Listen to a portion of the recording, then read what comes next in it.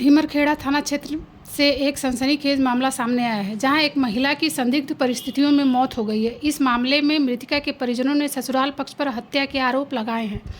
फिलहाल पुलिस ने मर्ग कायम कर मामले की जांच शुरू कर दी है। यह घटना ढीमरखेड़ा थाना क्षेत्र के ग्राम पोड़ी खिरवा की है, जहां संध्या पटेल की संदिग्ध परिस्थितियों में मौत हो गई। घटना की जानकारी मिलते ही पुलिस मौके पर पहुंच गई और शव को कब्जे में लेकर पोस्टमार्टम के लिए सामुदायिक स्वास्थ्य केंद्र उमरिया पान भिजवाया।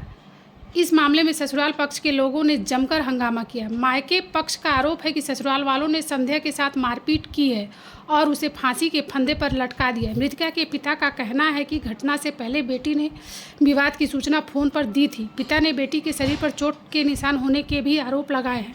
हालांकि पोस्टमार्टम रिपोर्ट आने के बाद ही मौत का खुलासा हो पाएगा। आपको बता दें कि मृतका के छोटे बेटे ने नाना से यह बताया कि दादी ने मम्मी का गला दबाया था। महिला का पति सुबह से सनकुई ग्राम में कुछ घरेलू काम से गया था। उसी दौरान घटना को अंजाम दिया गया। घर में विवादित परिस्थितियां बहुत समय से चल रही थी, जिसके चलते पुत्र बाहर जीवन यापन कर रहा था। सूत्रों ने बताया कि लड़की बहुत सहज स्वभाव की धनी थी, लेकिन सास ससुर हमेशा बहू को प्रताड़ित करते थे। लड़की के पिता ने आरोप लगाया कि इस घटना को साजिश के तहत अंजाम दिया गया है। जिस दिन से विवाह हुआ है उसी दिन से लड़की को प्रताड़ित किया जाता रहा है।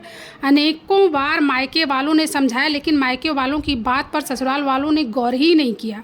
फिलहाल पुलिस ससुराल पक्ष से पूछताछ कर रही है। मृतका के पिता ने दोषी सास ससुर पर कड़ी से कड़ी कार्रवाई करने की मांग की है। नहीं, 10 बजे करीब उसकी मौत हुई सर।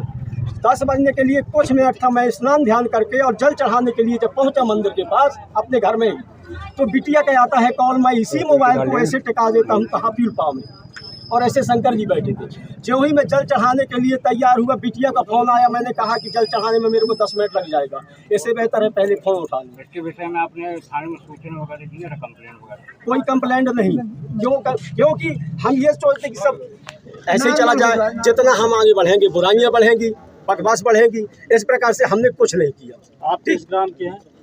ढीमरखेड़ा बनगा। आपका शुभ नाम? खनी राम लोधी। हाँ। और इसके चलते सर, और सुन लीजिए, 10 बजे जब उसने मेरे को कॉल किया, बोले, मैंने कहा क्या संध्या अभी फिर परेशानी है क्या?